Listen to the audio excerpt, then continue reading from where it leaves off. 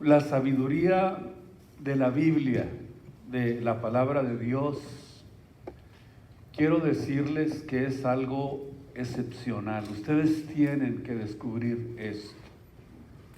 Cada uno de ustedes tiene que descubrir esto, que la Biblia tiene una sabiduría excepcional, que tiene el presente, el pasado y el futuro.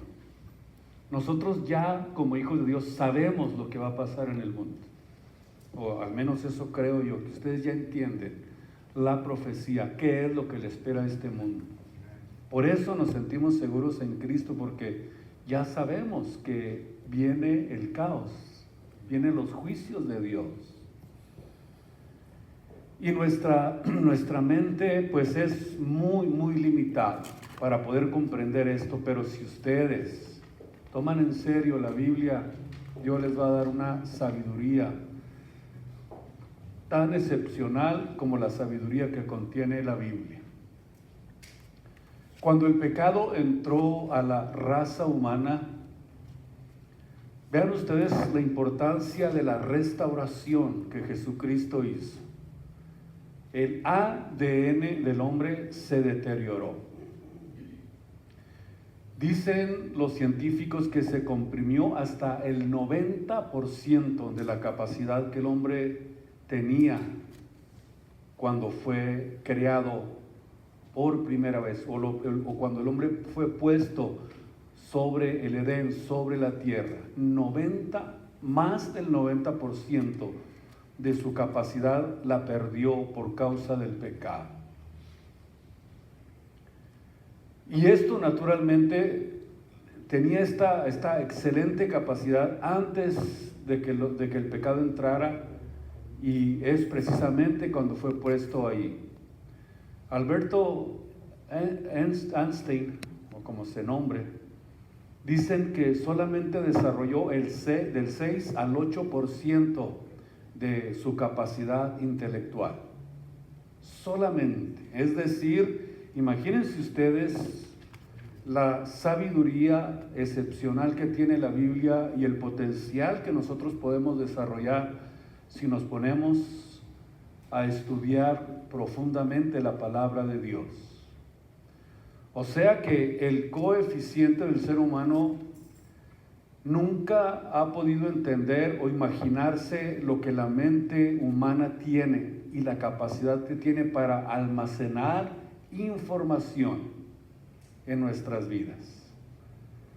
Hay niños que son de 5 o 6 años que saben hasta 3 idiomas. Yo conocí una niña un día en televisión que sabía 5 idiomas, y era una niñita de aproximadamente 5 o 6 años.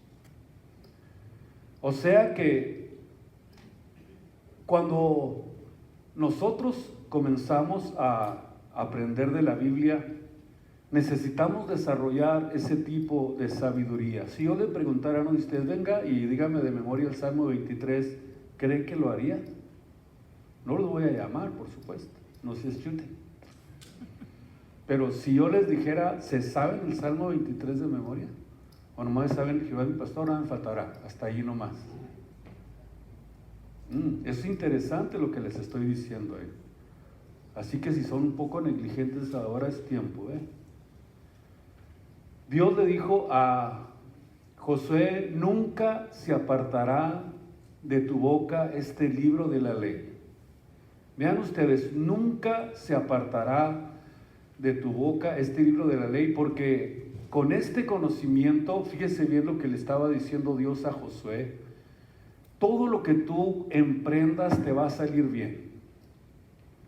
Vas a ser prosperado, vas a tener capacidades sobrenaturales tan impresionantes que el pecado no te va a hacer caer. Esto que les digo, se los digo con todo mi corazón. Si hay cristianos que batallan y sufren con el pecado, es porque no tienen la sabiduría excepcional de la Biblia y no tienen la información de la Biblia en sus mentes y en sus corazones, y se les olvida lo que conocieron, o por lo menos se les nubla y no tienen nada, no tienen armas, no tienen formas de defenderse contra nuestro adversario. Entonces, nunca se apartará de tu boca este libro de la ley, sino que de día y de noche meditarás en él, para que, fíjese bien, hagas conforme a todo lo que aquí está escrito. Y entonces Dios va a prosperar tu camino y todo te va a salir muy, muy bien. En el Salmo 1 también vemos esto que es importante que lo entendamos.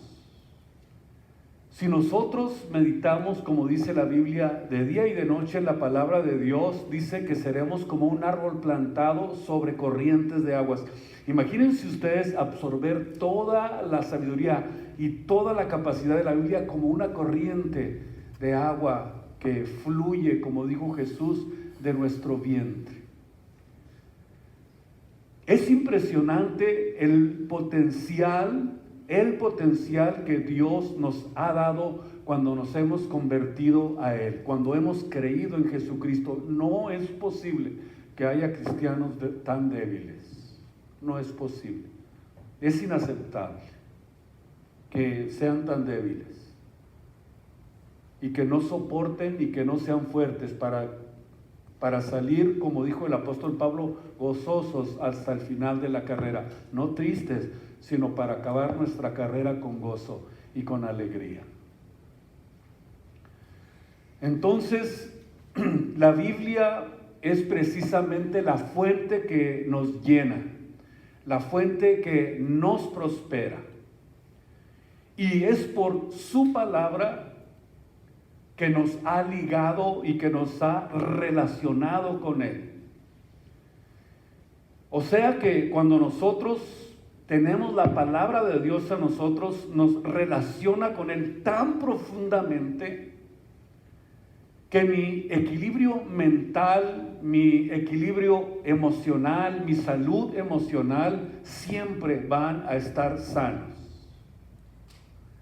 Esto que les estoy diciendo es impresionante. Si ustedes lo definen y lo comienzan a analizar de una manera importante y profunda. Muy, muy importante que nosotros lo entendamos. ¿Y qué es lo que pasa cuando nosotros tenemos esta salud, este equilibrio mental, esta salud emocional en nuestras vidas? Que su provisión para el diario vivir es algo que en el Salmo 23 dice: el bien y la misericordia voy a andar correteándolos para poder sobrevivir. No, ¿qué dice? El bien y la misericordia, ¿qué? Me seguirán a mí. Yo no los voy a corretear a ellos. El bien y la misericordia me seguirán todos los días de mi vida, y en la casa del Señor viviré por toda la eternidad. Es una reflexión que quiero que ustedes aprendan, para que cada vez que se predique la palabra de Dios, ustedes estén muy atentos y que estén preparados para poder recibir el consejo de Dios y que Cristo prospere sus vidas y sus corazones.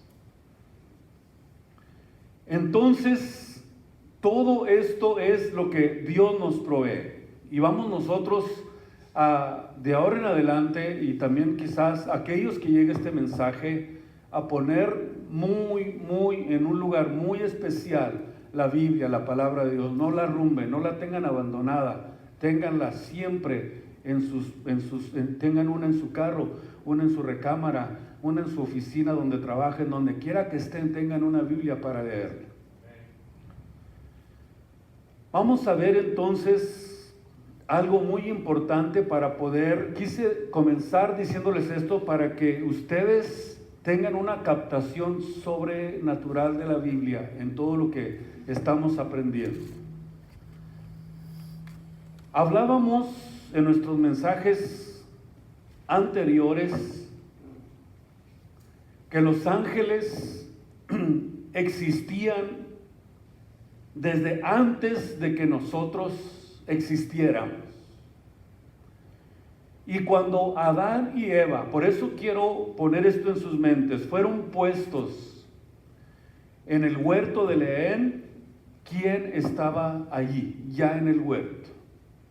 Vemos que la serpiente antigua, Satanás, ya estaba esperándolos allí, ya estaba allí. La palabra serpiente no es la palabra reptil, o sea, quiero que entendamos esto. En el hebreo es la palabra hashash y significa un ser luminoso. O sea que no era realmente una serpiente literal, sino que era el mismo Lucifer en su estado caído. Porque ya Dios lo había sacado del huerto del Edén. Esto lo miramos en el libro de Ezequiel, capítulo 28, que fue sacado de ese lugar por causa de una rebelión que planeó en contra de Dios, él y su ejército que gobernaba. Cuando fue puesto el hombre en el planeta Tierra, vemos entonces que después de que vino esta rebelión satánica es que fue el hombre puesto en la tierra. Pero antes de Dios poner al hombre en la tierra, Dios comienza la recreación. Después de billones de años de haber sido creado el universo, de haber sido creada la tierra. Y vean ustedes lo impresionante del plan de Dios. Por eso vamos a ser muy cuidadosos con el conocimiento de la Biblia y con la práctica. Si tú lo haces, no va a haber nada que te pueda debilitar, nada que te pueda tumbar. Cuando Dios comenzó con este plan de la recreación, después de billones de haber sido creados, ya expliqué esto en mis mensajes anteriores, ya estamos en la número 6, nuestra enseñanza número 6, y nada más hemos estudiado 2 versículos de Génesis, y es Génesis 1, 1 y 2. O sea, nos pone a nosotros, para que la iglesia, para que los cristianos sean el instrumento que Dios usa para destruir la rebelión angelical. El instrumento que Dios va a utilizar para demostrarles que criaturas menos sabias, menos capaces, más pequeñas, que aún que hasta los ángeles y que aún hasta menor que la sabiduría diabólica, para que nuestra unión con Jesucristo nos convertiría. Seríamos más que vencedores. Esto es algo que es muy importante que ustedes y yo lo vayamos analizando detenidamente.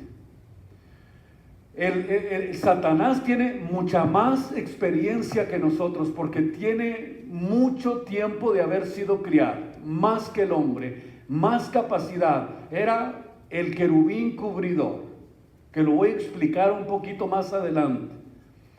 Sin embargo, dice la Biblia que nosotros, siendo criaturas un poco menor que los ángeles, quiere Dios utilizarnos para que nosotros destruyamos precisamente esa rebelión angelical que se levantó contra Dios y que no van a poder dominarnos, ni van a poder destruirnos, ni les vamos a dejar que habiten en nuestras vidas, ni los vamos a dejar que nos gobiernen. Imagínense ustedes lo que Dios está haciendo con el hombre después de que el hombre fue quizás en el principio derrotado, pero vino el segundo Adán a levantarlo para demostrarle a Satanás que criaturas mucho menos insignificantes son capaces de derrotarlo por medio de aquel que nos amó y que se entregó por nosotros en la cruz del Calvario. O sea que no es nuestra fuerza, sino es Cristo en nosotros lo que hace la diferencia. Bendito su nombre. El Dios de paz, dice la Biblia, quebrantará presto a Satanás. ¿Y qué dice la Biblia? ¿Que dónde lo va a poner? Escuchen, debajo de vuestros pies. Pero es el Dios de paz a través de nosotros, a través de la sabiduría y de la capacidad espiritual que Dios está dándole a cada uno de los cristianos, pero de los cristianos serios, de los cristianos que están dispuestos a servir a Jesucristo sin importar lo que venga para sus vidas. Créanme que es algo que yo siempre lo tengo muy presente en mi corazón y digo, yo quiero ser esa clase de cristiano y quiero transmitir también este mensaje a cada uno de aquellos que a lo mejor conocen el Evangelio, pero no han podido tener realmente la revelación tan profunda de lo que significa servir a Jesucristo. No es un juego el cristianismo es algo muy importante, muy serio. Tenemos nosotros que demostrar lo que somos, porque es Cristo el que lo hace. Entonces dice que quebrantará por esto a Satanás y lo pone debajo de nuestros pies. Y hacemos, dice la Biblia, más que vencer por medio de aquel que nos amó. Escuchen, hacemos más que vencer. Las criaturas insignificantes son victoriosas sobre el poder de Satanás, de sus huestes y del pecado. Es impresionante lo que Cristo hizo con nuestras vidas y con nuestros corazones. En el libro de Lucas capítulo 10,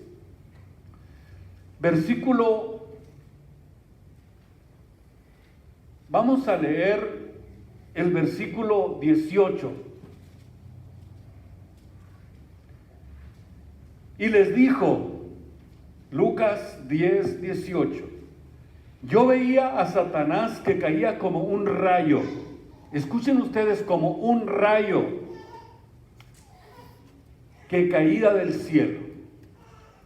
Esta caída de Satanás tiene que ver con la sublevación de la que habla el libro de Ezequiel, que se quiso levantar en rebelión en contra de Dios. Pero en el versículo 19, a las criaturas insignificantes, a las criaturas menores, a las criaturas menos capaces, les dice, os doy, vean ustedes, qué interesante, potestad. Les doy el poder de hollar sobre, ¿qué? Serpientes, sobre escorpiones y sobre toda fuerza maligna del diablo, y nada les va a poder dañar. Aunque dice en 2 de Pedro 5:8, ¿no?, que anda como león rugiente, pero nada más anda alrededor, buscando la forma de devorarles. Ahora, aquí Cristo nos está diciendo a nosotros que nos da potestad de hollar sobre serpientes, sobre escorpiones, sobre toda cosa del diablo, y nada les va a poder dañar. Pero dice, no se gocen de esto, que los espíritus se les sujetan. No se regocijen de esto, sino antes gozaos de que vuestros nombres están escritos en el libro de la vida del Cordero.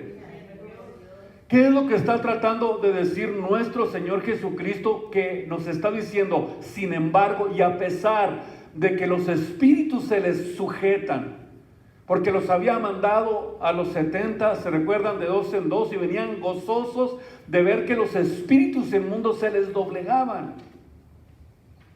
Y Jesús les dice que a pesar de eso, y sin embargo nos dice nuestro Señor Jesucristo, no se regocijen porque los espíritus inmundos se les sujetan, o sea, en lugar de quedar maravillados con las manifestaciones del poder de Dios sobre los demonios y la capacidad de obrar milagros, tienen que darse cuenta de que la maravilla más grande de todas las realidades es la realidad gloriosa y maravillosa de nuestra salvación.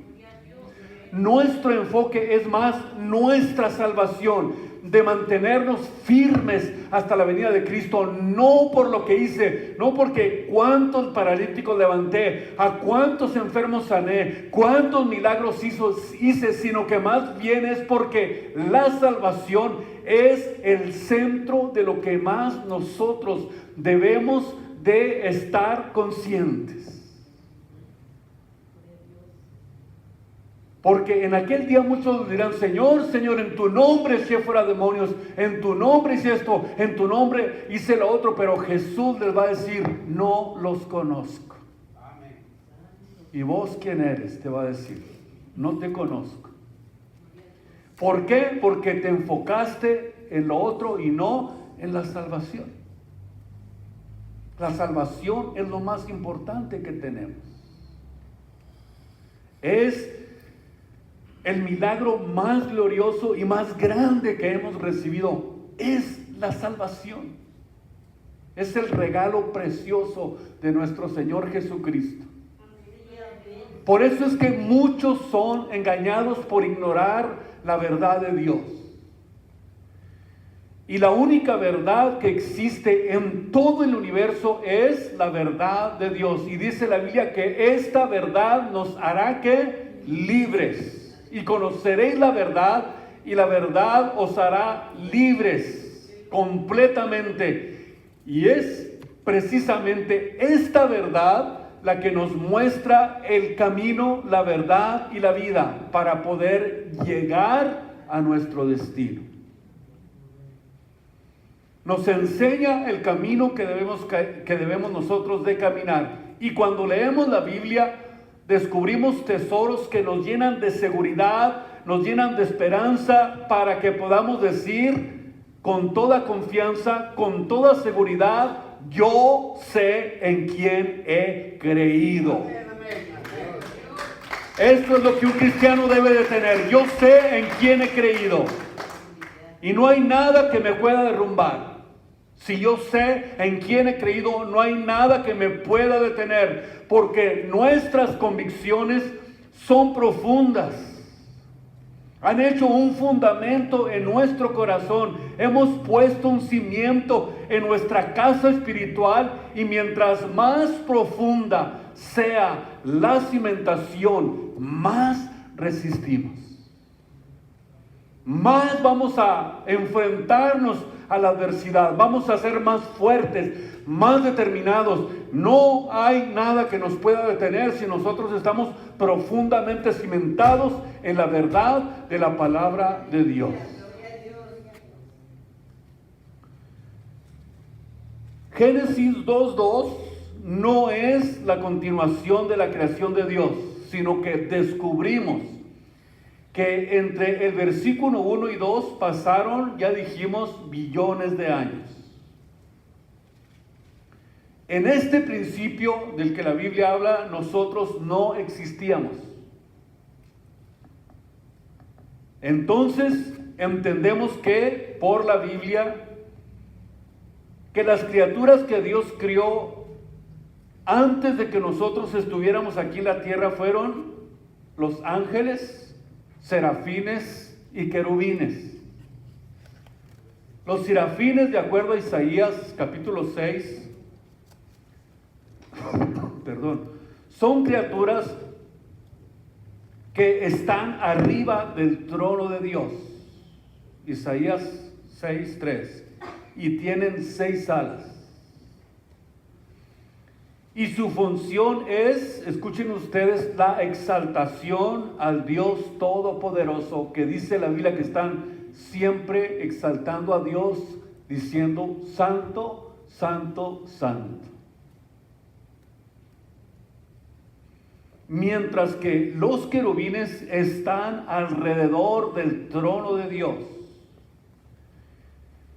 Y de acuerdo a la forma en que Dios le reveló a Moisés que estaban estos querubines en el arca del pacto, en el arca del testimonio, se describen cubriendo el propiciatorio y son guardianes, cubridores de la santidad de Dios. Escuchen esto, que es precisamente eso lo que era Lucifer antes de su rebelión contra Dios. Por eso se le dice querubín, ¿qué? Cubridor. Porque esa es precisamente la función de los querubines. Son guardianes, son cubridores de la santidad de Dios.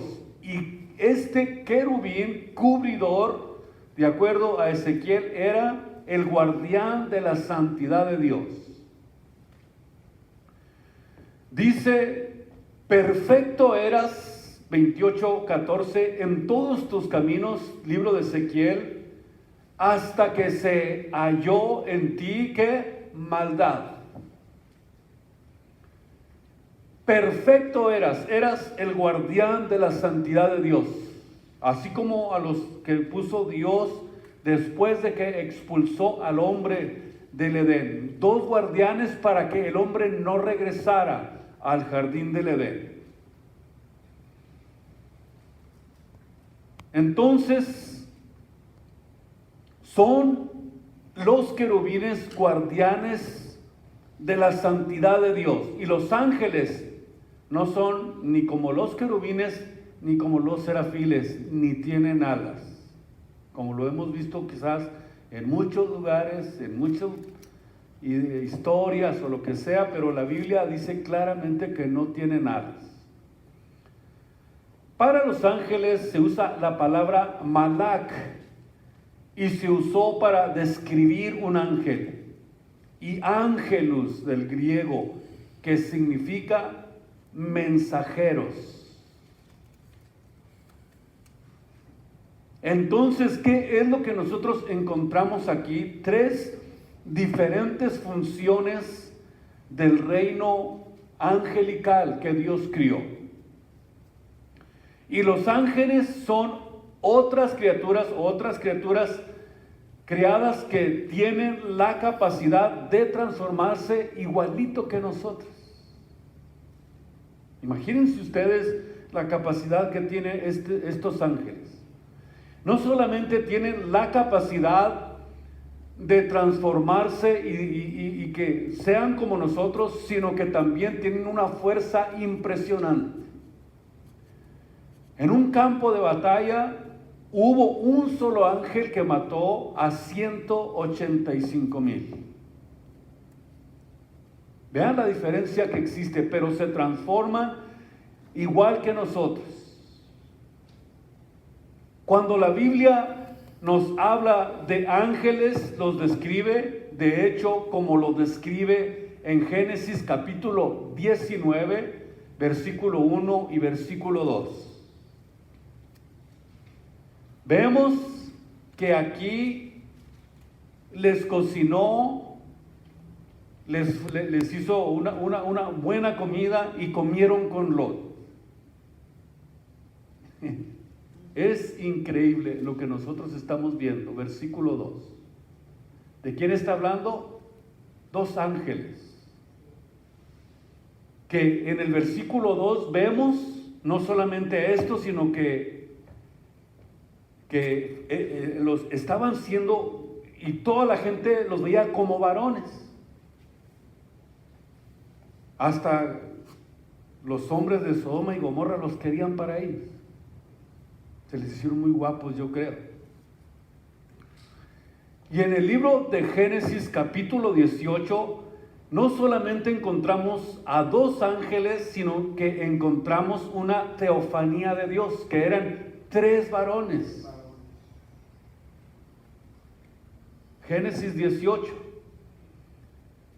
que era precisamente dos ángeles y una teofanía de Dios, o una manifestación de Dios en carne, y vemos que se materializan en su transformación y hasta pueden comer. Lo mismo hizo Abraham con estos tres varones, les preparó un cabrito estilo Monterrey y se lo comieron.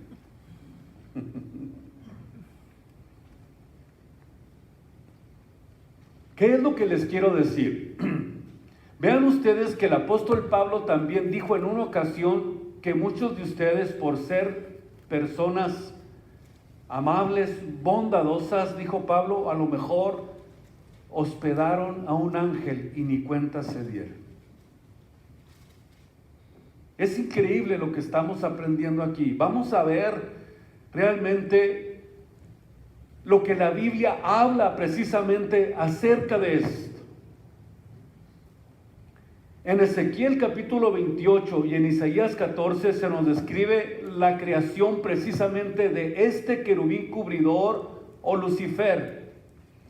Y después se le agregó la palabra diablo, Satanás, que ya entendimos que la palabra querubín o la palabra ángel, la palabra que se deriva precisamente del griego, la palabra hashash, significa que es el portador de la luz o luzbel del hebreo, y fue criado en el huerto del Edén. Escuchen ustedes, aquí en este planeta, de acuerdo a Isaías capítulo 14, versículos del 12 al versículo 14 de Isaías 14, nuevamente se los voy a repetir, Isaías 14, versículo 12 al versículo 14, encontramos precisamente aquí que desde aquí de este mundo, desde esta tierra, Satanás planeó asaltar el tercer cielo. Vean ustedes, ¿cómo caíste del cielo, oh lucero, hijo de la mañana? Cortado eres por tierra, tú que debilitabas las gentes, que decías en tu corazón, subiré a lo alto, junto a las estrellas de Dios. Escuchen ustedes, aquí se está planeando una rebelión en contra de Dios.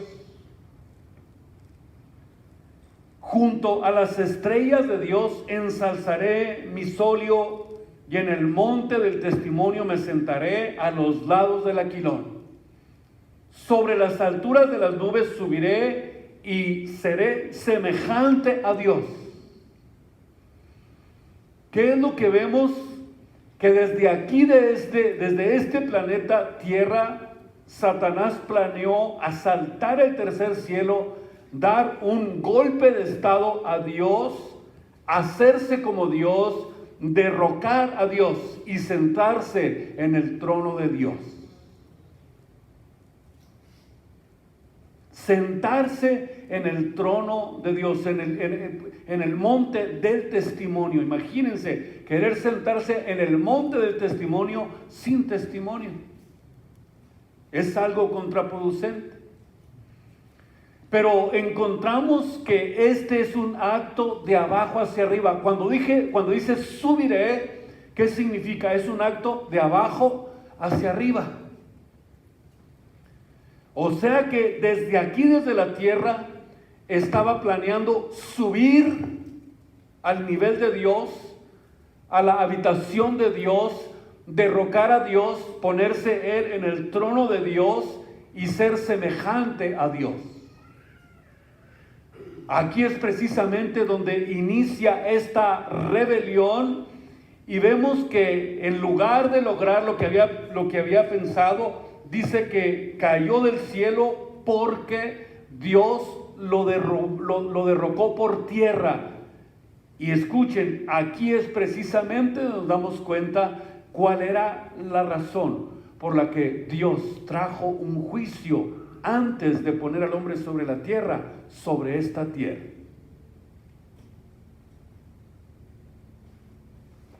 Y esto sucedió cuando tú y yo todavía no habíamos nacido.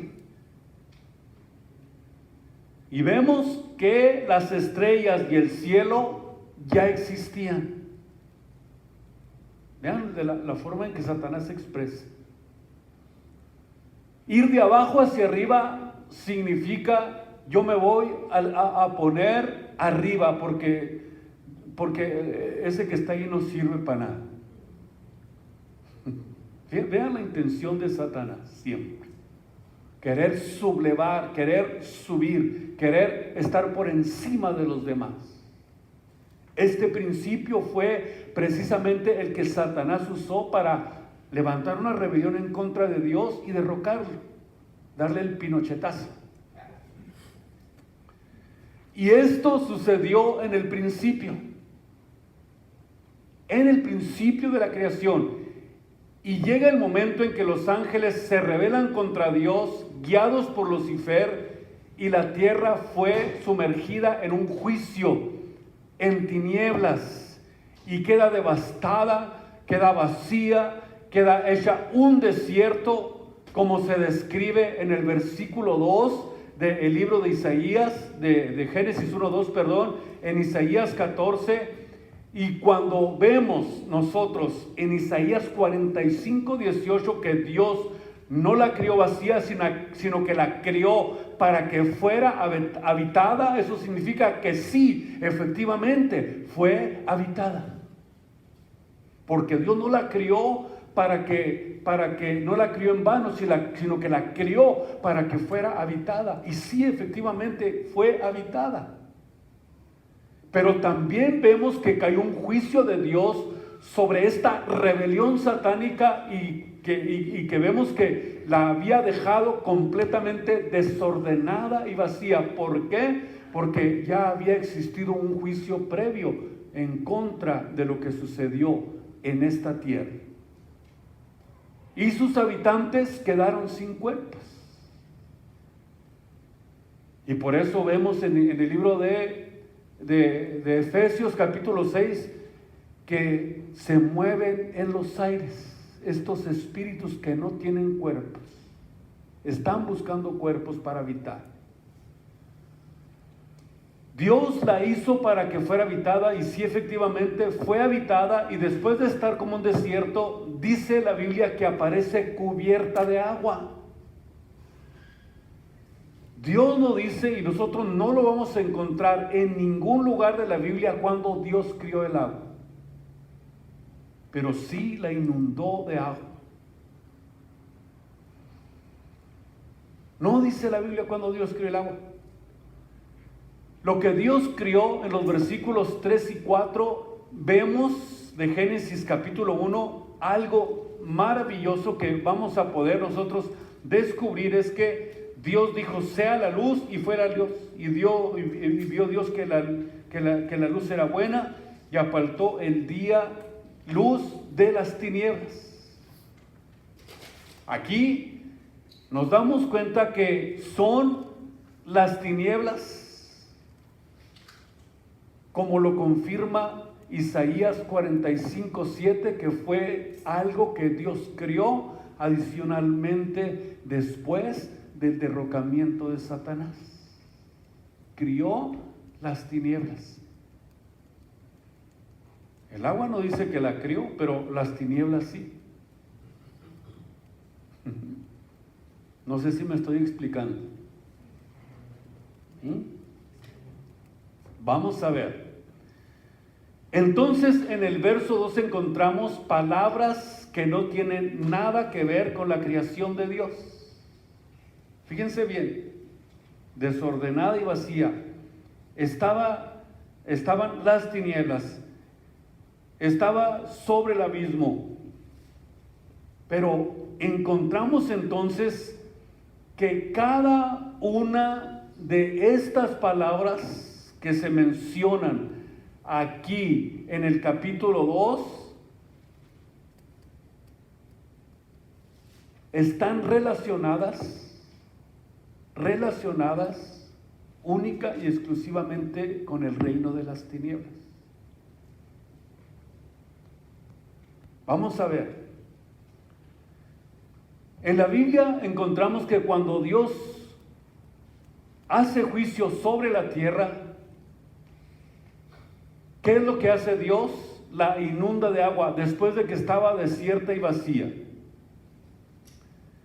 Encontramos también entonces y llegamos a donde Dios comienza a recrear el mundo, a prepararlo para ponernos a nosotros en él, aquí en este mundo, después de lo que Satanás hizo con este mundo. Y cuando nosotros podamos saber esto, que es la verdad más gloriosa que podemos encontrar, y es porque en el versículo 2 donde estamos aparecen estas palabras, tinieblas, que significa que estas palabras están relacionadas con el juicio que Dios hizo, porque encontramos vaciedad, encontramos caos, encontramos tinieblas y encontramos abismo. Y estas son palabras que por toda la Biblia, desde el Génesis hasta el Apocalipsis, están relacionadas con el pecado y con Satanás. Cada una de estas palabras las encontramos y si ustedes la leen detenidamente se van a dar cuenta que están relacionadas con el pecado. La tierra estaba desordenada, estaba vacía, estaba en tinieblas y abismo. 4 palabras que se relacionan con el pecado. Y son palabras que por toda la Biblia vamos a encontrar que existe esa relación. En el principio Dios crió los cielos y la tierra. Es la palabra eretz, que es para la palabra tierra del hebreo y significa tierra seca. Y si están relacionadas con el pecado, todas estas palabras, entonces encontramos que en el principio la tierra no tenía agua. No tenía agua. En el principio crió Dios los cielos y la tierra, y la Biblia nos habla cuando Dios comienza a recrear la tierra de todo lo que se destruyó, de todo lo que se echó a perder, o todo lo que fue de alguna forma dañado por el pecado, lo reconstruye. Pero jamás encontramos que Dios había creado el agua, sino que vemos que inundó la tierra con agua, porque en el principio no estaba llena de agua. Y en el verso que sigue aparece anegada en agua, y Dios nos pone a nosotros, después de prepararla, para que nosotros la podamos reconquistar, o podamos reconquistar todo lo que Satanás había destruido. Imagínense ustedes el plan de Dios, buscando la forma de reconquistar absolutamente todo lo que Satanás había destruido. Por eso dice la Biblia que toda la creación está esperando la manifestación de los hijos de Dios, porque también la creación va a sufrir algún tipo, vamos a decirlo así, de beneficio el día que Cristo glorifique, el día que Cristo transforme nuestros cuerpos. El efecto de esta gloriosa y maravillosa obra que Dios va a hacer con nosotros va a repercutir hasta en la creación. Increíble lo que la Biblia nos enseña. Wow, esto es maravilloso de parte de Dios.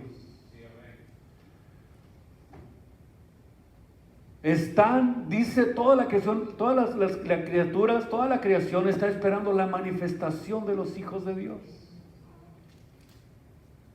Y el hombre, vemos que también fue derrotado en el huerto del Edén, y cuando Adán y Eva fueron puestos ahí, ya los estaba esperando esta serpiente antigua para destruirlos, para destruir los planes de Dios, porque Él no quiere que los planes de Dios se lleven a cabo. Imagínense ustedes el odio que tiene contra la Biblia, contra la palabra de Dios, contra los hijos de Dios, contra los cristianos. Por eso somos de alguna forma perseguidos,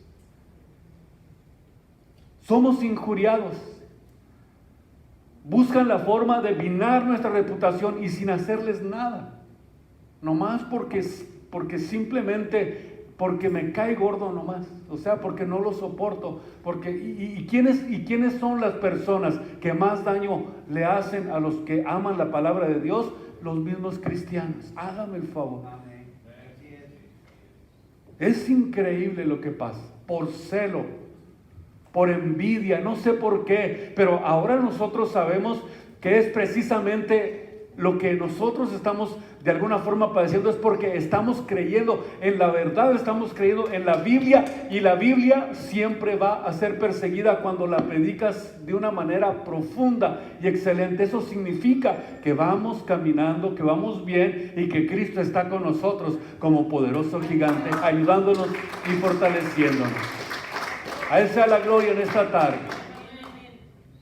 Además del desorden, de vaciedad, de tinieblas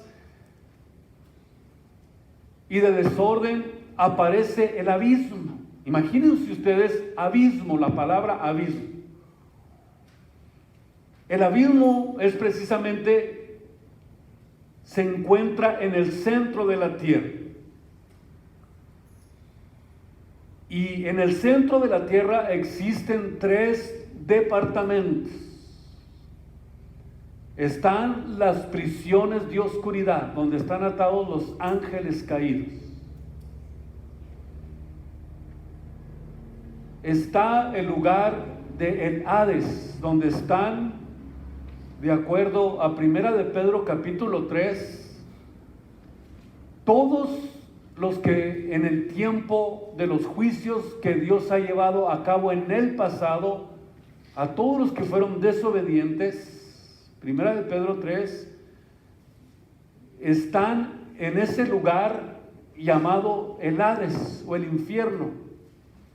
O si ustedes estudian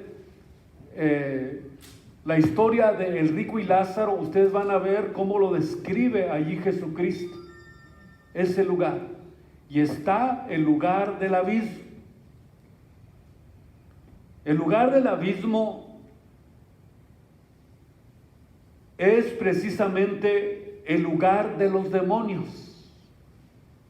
De acuerdo al libro de Lucas capítulo 8, versículos 30 y 31, vemos que estos demonios que confronta Jesucristo en una persona,